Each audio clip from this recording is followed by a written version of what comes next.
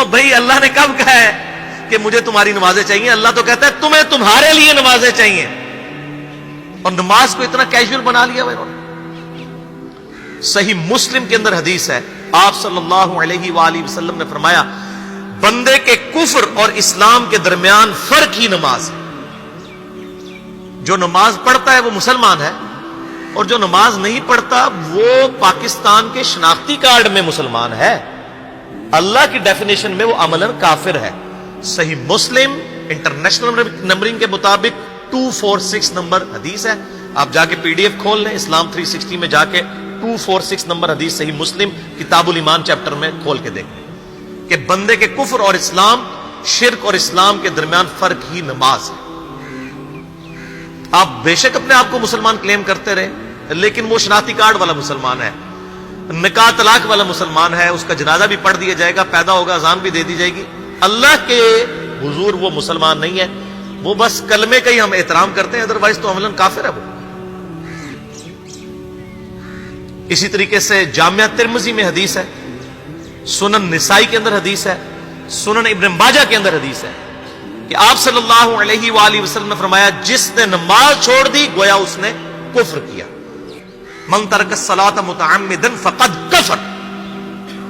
اس سے زیادہ اور کیا سخت بات کی جائے کہ کسی کو یقین آئے کہ جس نے جان بوجھ کے نماز چھوڑ دی اس نے کفر کیا۔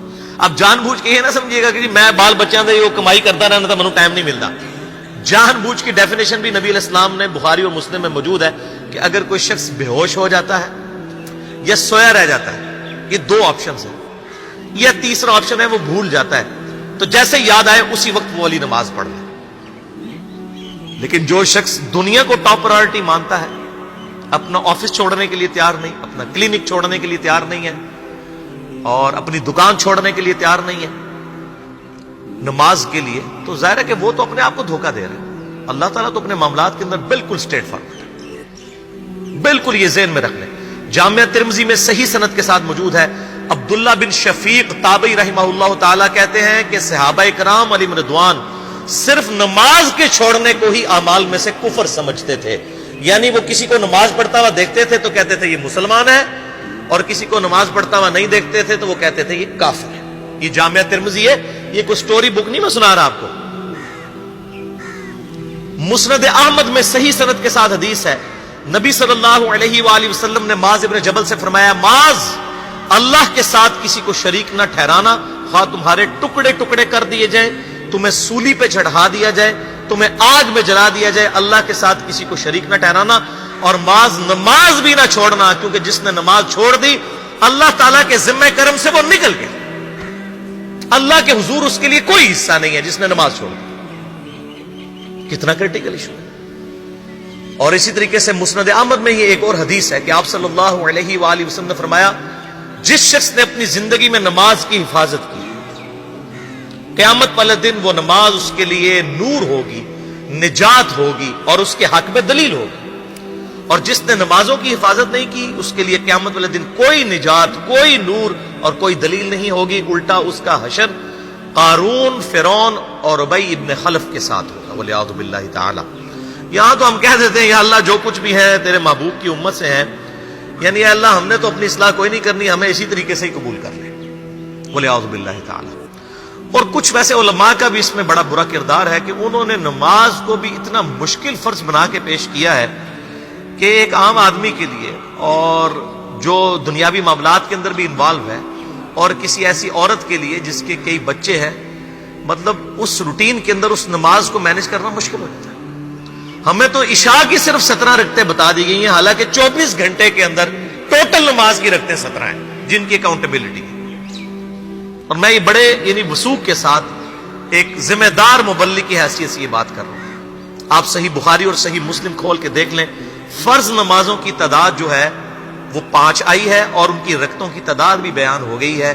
فجر کے 2 فرض، ظہر کے 4 فرض، عصر کے 4، مغرب کے 3 اور عشاء کے 4، اور سفر میں سارے 2 فرض ہیں، مغرب کے 3، یہ ٹوٹل 17 رکھتے ہیں جن کی اکاؤنٹیبلٹی۔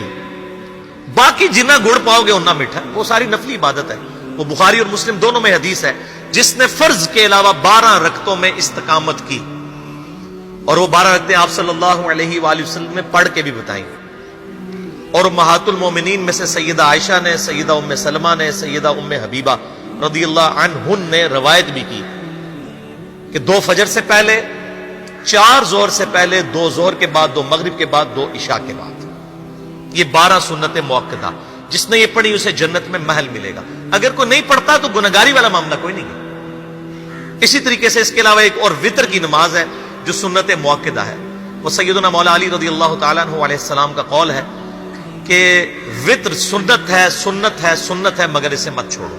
ہے سنت ہے لیکن تاکیدی ہے. آپ صلی اللہ علیہ وآلہ وسلم نے سفر میں بھی وطر اور فجر کی 2 سنتیں پڑھی ہیں، لیکن یہ صرف افضلیت کے اعتبار سے تاکیدی ہیں، ان کی کاؤنٹیبلٹی کوئی نہیں ہے. البتہ یہ ضرور ہے، سنن ابی داؤد میں ایک حدیث ہے کہ جس کی قیامت والے دن فرضوں میں کوتاہی نکل آئے گی تو اللہ تعالیٰ فرمائے گا میرے بندوں کی جو نفلی اور سنت عبادت ہے اس کو تول لو اور فرضوں کے ایکویلنٹ قبول کر لو. تو آپ اگر یعنی سنتیں پڑھیں گے تو اس کے ایکویلنٹ نفلوں کی کوتاہی پوری ہو جائے گی، ادروائز اکاؤنٹیبلٹی اس کی کوئی نہیں ہے. یہ ذہن میں رکھیے گا. صحیح بخاری اور مسلم دونوں میں حدیث موجود ہے. ایک صحابی آئے، انہوں نے کہا یا رسول اللہ صلی اللہ علیہ وآلہ وسلم میں جنت میں جانا چاہتا ہوں، مجھے کوئی شارٹ کٹ بتا دیں. آپ صلی اللہ علیہ وآلہ وسلم نے فرمایا اسلام لانے کے بعد نماز، فرض نماز کو قائم رکھ. پھر فرمایا فرض زکوٰۃ ادا کر، فرض روزے دے، روزے جو ہیں وہ ان کو ادا کر اور روزے رکھ. حج اس وقت فرض نہیں ہوا تھا، وہ زندگی میں ایک بار ہے. تو اس نے کہا یا رسول اللہ صلی اللہ علیہ وآلہ وسلم جتنا آپ نے مجھے بتایا نہ میں اس میں ایڈ کروں گا نہ اس میں سے کوئی چیز مائنس کروں گا. اور یہ کہہ کے وہ چلا گیا. آپ صلی اللہ علیہ وآلہ وسلم نے فرمایا اگر کسی نے کسی جنتی شخص کو دیکھنا ہے تو اس کو دیکھ لو جو یہ کہہ کے گیا کہ میں فرض نماز سے زیادہ کوئی نماز نہیں پڑھوں گا، صرف فرض روزہ ہی رکھوں گا، فرض زکوٰۃ ہی دوں گا. اب روزہ اور زکوٰۃ میں تو ہمارے علماء کو اور عام پبلک کو بھی جو دیندار لوگ ہیں ان کو ہضم ہوتی ہے کہ کوئی شخص یہ نہیں کہتا کہ بھئی پیر اور جمعرات کا روزہ. صحیح مسلم میں حدیث ہے کہ آپ صلی اللہ علیہ وآلہ وسلم کے نفلی روزوں کی یہ روٹین تھی. کوئی آپ کو یہ نہیں کہے گا کہ جس نے جمعرات اور پیر کا روزہ نہ رکھا اس کے رمضان کے روزے ہی قبول نہیں ہوں گے. کوئی کہتا ہے؟ کیونکہ ان کو پتہ وہ نفلی ہے. اسی طریقے سے زکوٰۃ تو صرف 2.5% ہے نا، باقی تو نفلی صدقات ہیں جتنے مرضی دیں. کوئی شخص نہیں کہتا کہ نفلی صدقہ نہ دیا تو آپ کی زکوٰۃ بھی قبول نہیں ہوگی. الٹا یہ کہتے ہیں وہ بس جی زکوٰۃ دے لو تو باقی سارا مال پاک ہے. لیکن جب فرض نماز کی باری آتی ہے تو اس وقت وہ 12 رکھتے ہیں بھی سنت موقدہ بیچ میں گھسیٹ دیتے ہیں. وہ بھی صرف فضیلت ہے. ٹوٹل 17 رکھتے ہیں، 2 فجر کی، 4 ظہر، 4 عصر، 3 مغرب، 4 عشاء. یہ میں کو اپنے لیے گراؤنڈ نہیں بنا رہا، میں تو الحمدللہ اس کے علاوہ بھی نفلی عبادت کرتا ہوں. لیکن میں بتا رہا ہوں خدا کے لیے لوگوں کو دین ایسا مشکل نہ پیش کریں کہ جو نبی علیہ السلام نے امت کو وہ دین نہیں دیا ہوا. اپنی مرضی سے انجیکٹ نہ کریں دین، لوگوں کے لیے مشکلات نہ کھڑی کریں، ان کو فرض نماز تک رکھیں. پھر انشاءاللہ کئی لوگوں کو میں نے اس نے نماز شروع کروائی، انہوں نے سنت نماز بھی، نوافل بھی شروع کر دی ہیں. لیکن آپ کم از کم وہ ڈیٹم لیول تو اچیو کروائیں لوگوں کا. لیکن فرض نماز کی باری آتی ہے کہتے ہیں جی سنتے بھی حصہ ہے. کہاں سے میرے بھائیوں حصہ؟ وہ 17 رکھتے ہیں. سنتیں پڑھیں گے ثواب ہے، نہیں پڑھتے گناہ کوئی نہیں ہے. تو کم از کم فرض تو ادا کریں. اس کے لیے آپ کو ٹوٹل 24 گھنٹے میں میرے خیال ہے 40 منٹ بھی نہیں چاہیے فرض پڑھنے کے. تو اس کے اوپر تو استقامت کم از کم ہم اختیار کریں. اور چھوٹی چھوٹی جو نٹی گٹیز ہیں ان کو تو ہم نے اتنا فالو کیا ہوا ہے، اور فرض نماز کے بارے میں ہم اتنے کیجول ہو جاتے ہیں. تو یہ فرض نماز کی امپورٹنس اس حوالے سے ضروری تھی، اس لیے میں نے ساتھ ہی بیان کر دی.